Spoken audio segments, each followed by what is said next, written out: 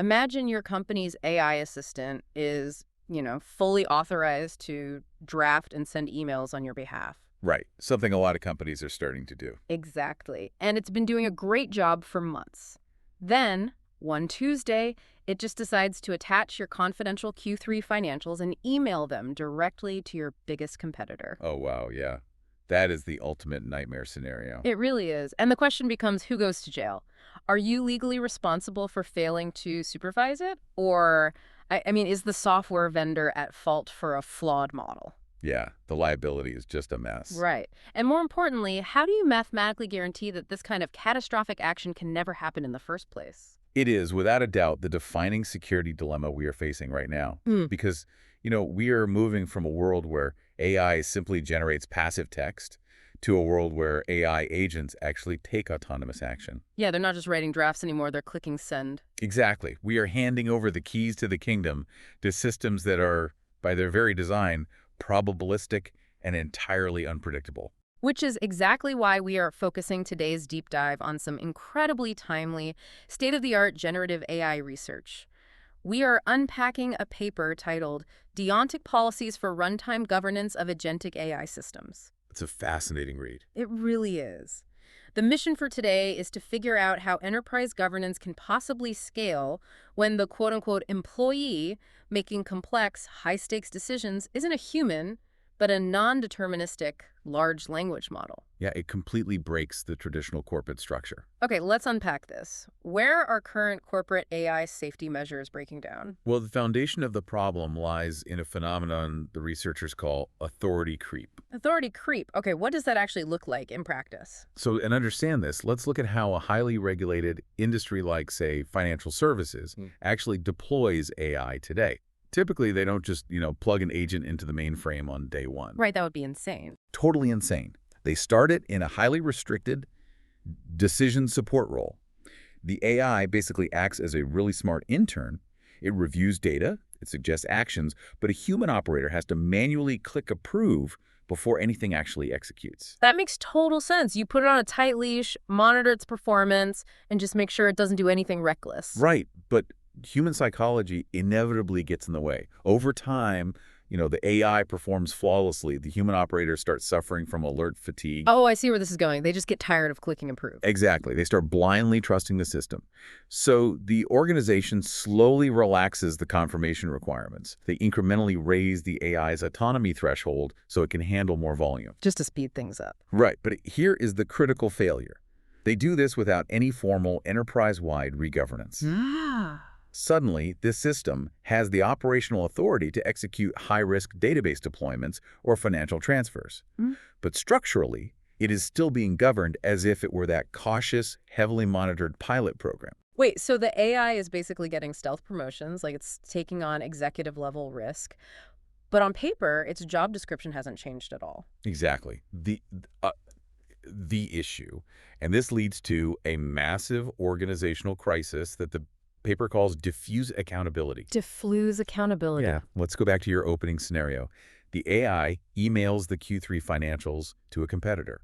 The regulators and the board demand answers. Who is at fault? Everyone points fingers, I imagine. Literally everyone. The product team claims, well, they just integrated the model. They don't control its outputs. Sure. The engineering team claims they just built the server infrastructure. They didn't write the prompt.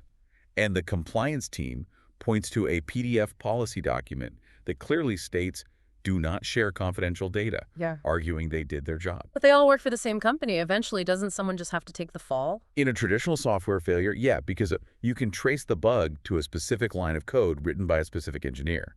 But with an LLM, the failure isn't a coding error. It's a probabilistic hallucination. Right. So you end up in this bizarre legal and operational nightmare where, to quote the researchers, no one made a bad decision. No one made the decision at all. I can completely see how that is a compliance nightmare. But, my first instinct here is to ask why we can't just instruct the AI to follow the rules. Like in the prompt itself. Yeah, like we use system prompts for this constantly. We just append a strict rule to its context window. You are an enterprise agent.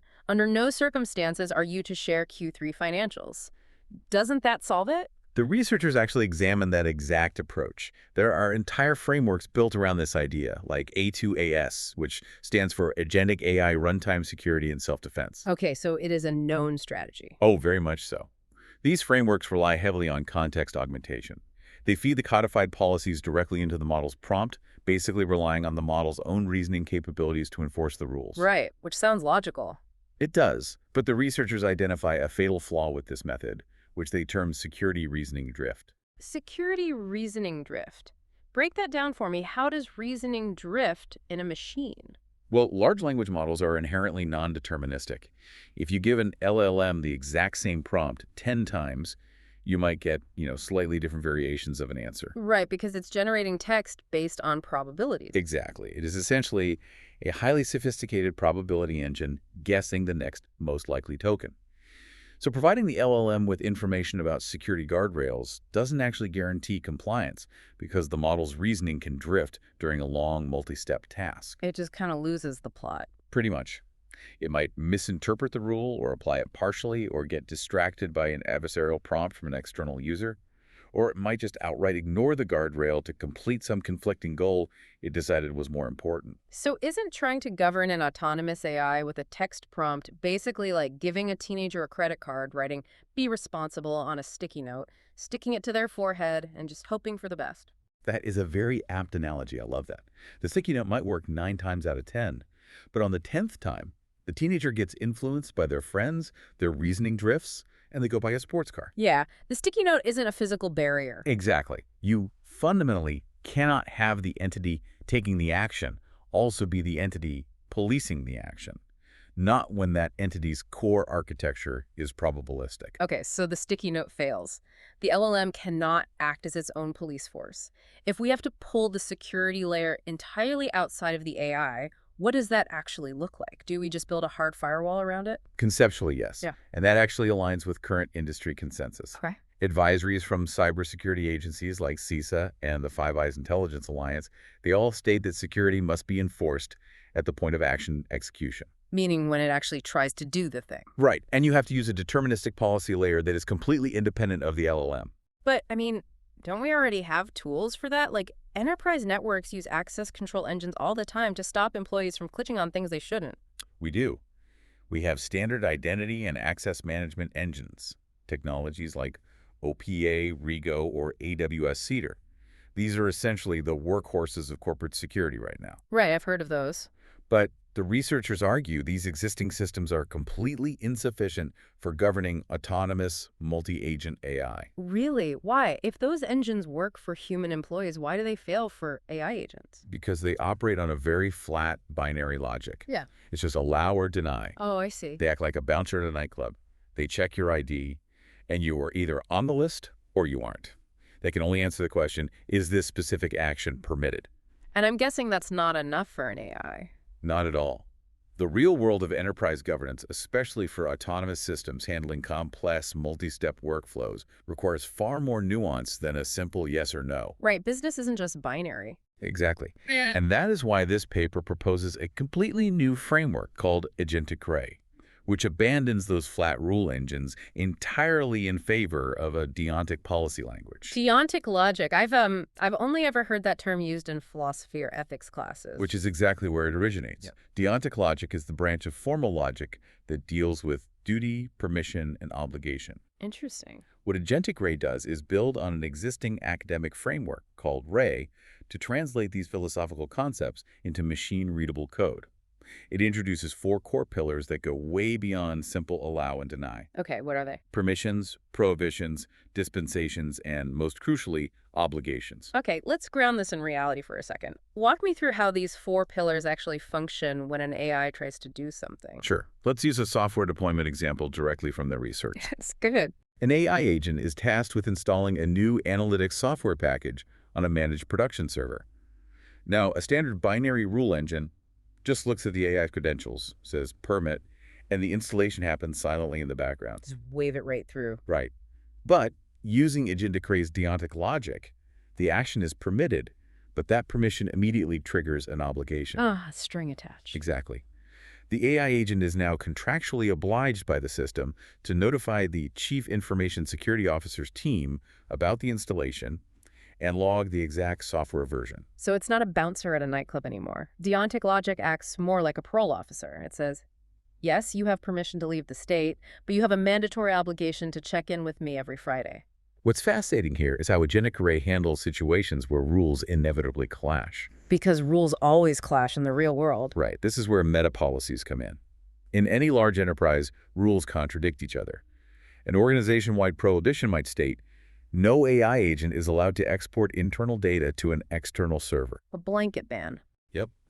But a specific project-level permission might state, the marketing AI agent is allowed to export the Q3 campaign metrics. I see the problem. If a flat rule engine encounters both of those rules at the same time, how does it know which one wins? Usually, poorly. Yeah. Standard engines often resolve conflicts based on arbitrary evaluation order.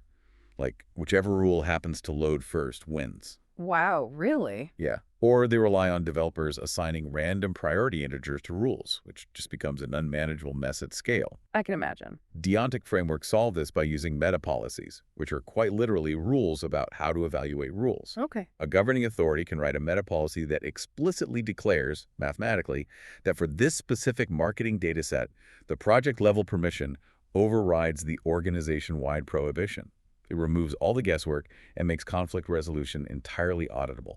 That makes a lot of sense for resolving the rules themselves. But I'm stuck on a massive logistical hurdle here. What's that? Let's think about the sheer scale of, like, a modern hospital network. Millions of patient files, millions of emails, completely different data formats.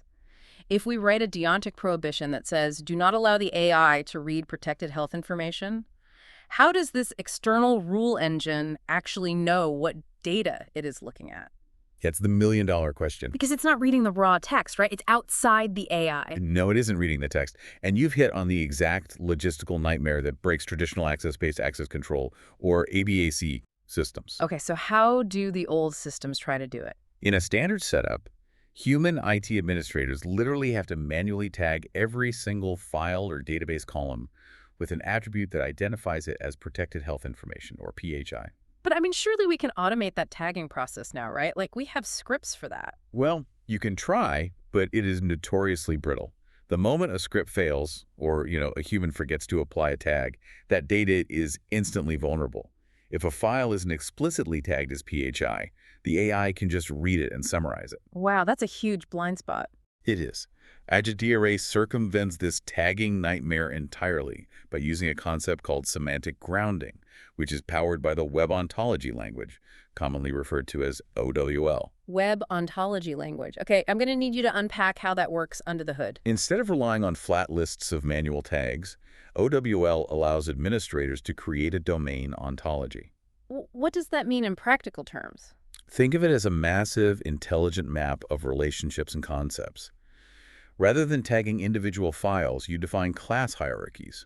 You write code that declares, for example, a pediatric oncology record is a subclass of a general health record. Okay, I follow. And a general health record is a subclass of protected health information. Ah, so it actually understands the family tree of the data. Precisely. You only write the core safety policy once. You just say, prohibit AI agents from reading PHI. Right. When an agent tries to access a pediatric oncology record, the system doesn't frantically look for a specific PHI tag on that file. Because it doesn't need one. Exactly.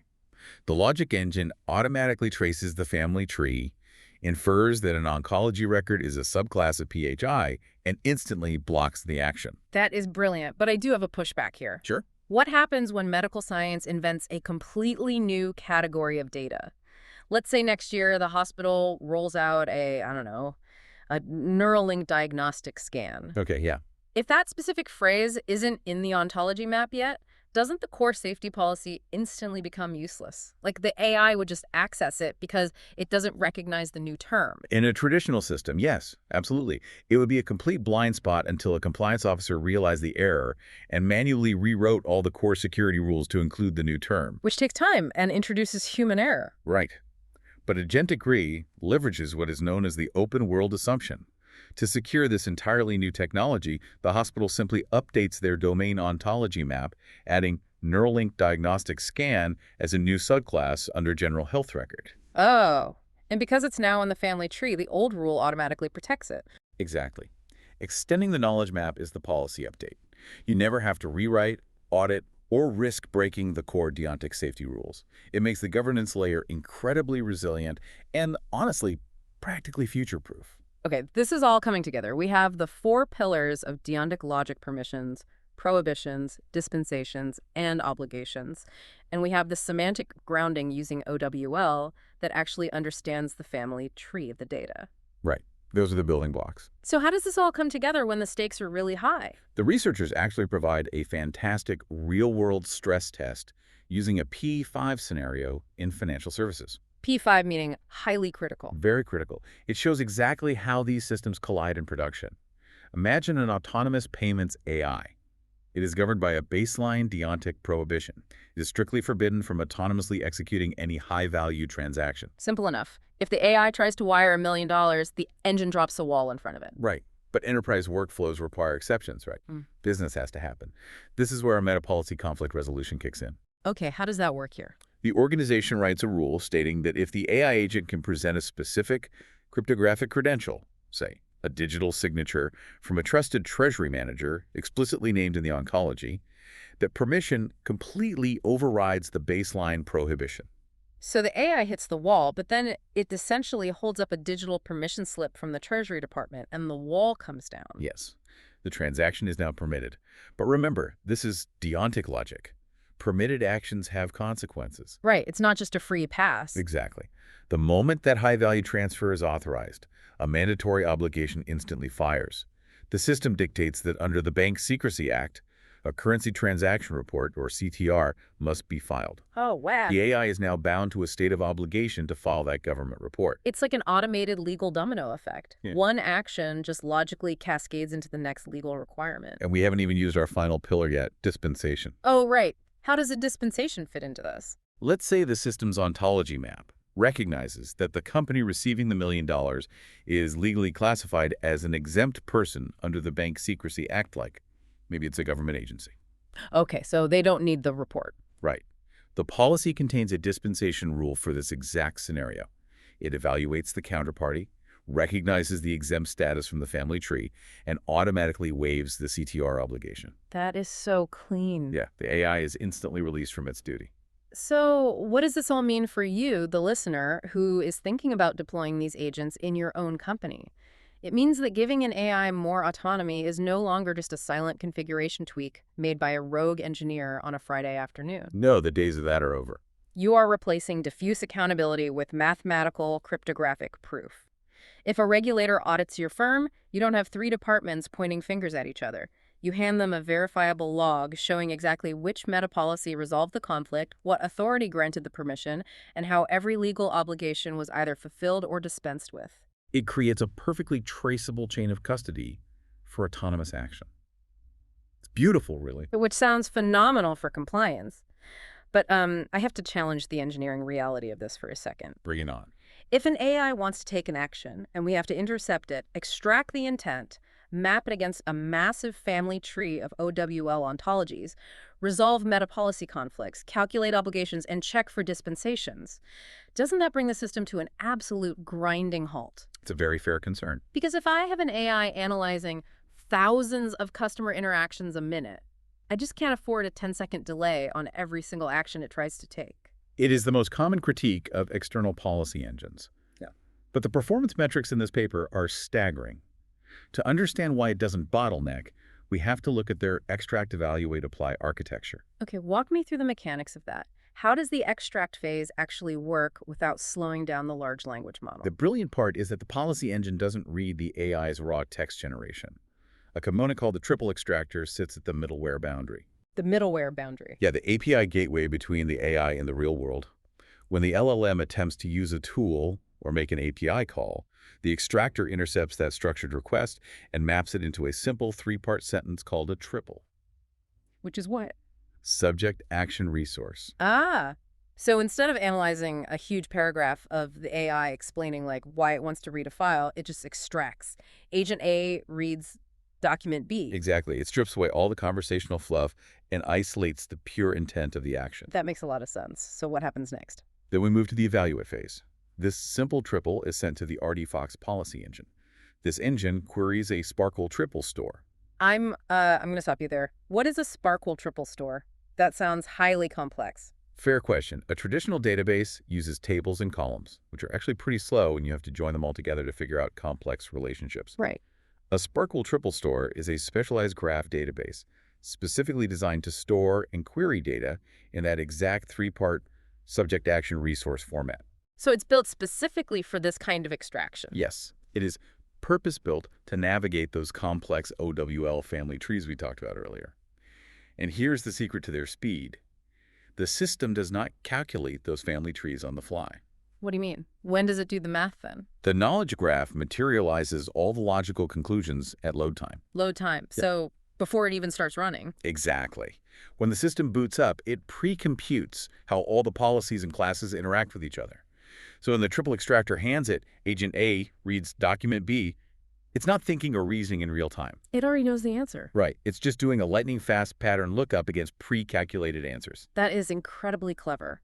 Because it pre-computes the logic, it's just checking an answer key. So how fast are we talking? The actual decision latency inside the RDFox engine is sub-millisecond. Sub-millisecond. Yes. And even when you factor in the network overhead of sending the data back and forth through the API gateway, the entire end-to-end evaluation takes under 10 milliseconds per action. Under 10 milliseconds. I mean, you could be evaluating thousands of autonomous actions every minute, and the AI agent, and the end user for that matter, would experience zero noticeable lag. That completely invalidates the performance argument. It really does. And finally, we have the apply phase. The middleware receives that millisecond verdict. If permitted, the API call executes, and any obligations are attached to the agent's session state. And if it's blocked? If prohibited, the action is hard blocked at the gateway, and the LLM receives a structured error message detailing the exact policy violation. We do need to be very clear about the threat model here, though. Absolutely. We've established this is fast and it handles incredibly complex logic. But does this framework actually stop a malicious hacker? Let's define the attack. Okay, if I use a clever prompt injection attack to trick the AI into actually wanting to delete a database, does AgenticRei fix the AI's brain? No, and that is a crucial distinction the authors make. AgenticRei does not protect the agent's internal reasoning. So the AI is still confused? Yes. If an attacker uses a jailbreak prompt, they might successfully convince the LLM that deleting the database is a great idea. The LLM's brain is still fundamentally compromised.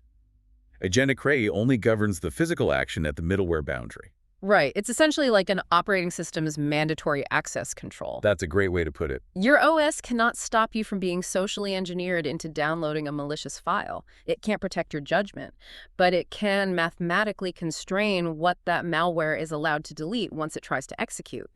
Even if the AI's brain is compromised, its hands are completely tied by the Deontic rules. If we connect this to the bigger picture, this approach is exactly what governments and regulators are demanding right now. They aren't asking for unhackable LLM reasoning, because honestly, regulating the math inside a neural network might be fundamentally impossible. Yeah, it's just a black box. Right. What they are asking for is per invocation, deterministic policy evaluation at the action boundary. AgenticRei provides a concrete translation layer between a human compliance objective written in a PDF and a mathematical safety decision executed in milliseconds. So as we wrap up this deep dive, let's bring it back to you, the listener.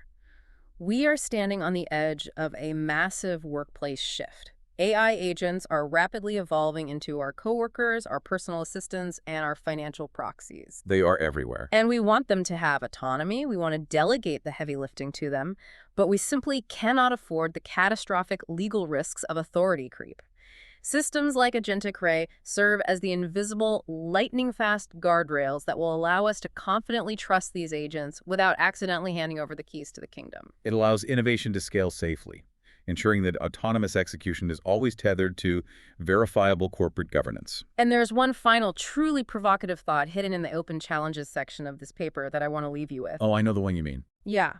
The researchers envision a near future where they combine this Deontic obligation tracking with W3C verifiable credentials. This is such a fascinating leap. Instead of just logging that an AI has an obligation, the system uses cryptography to prove it was actually completed. Exactly. A W3C verifiable credential is essentially a tamper-proof digital signature.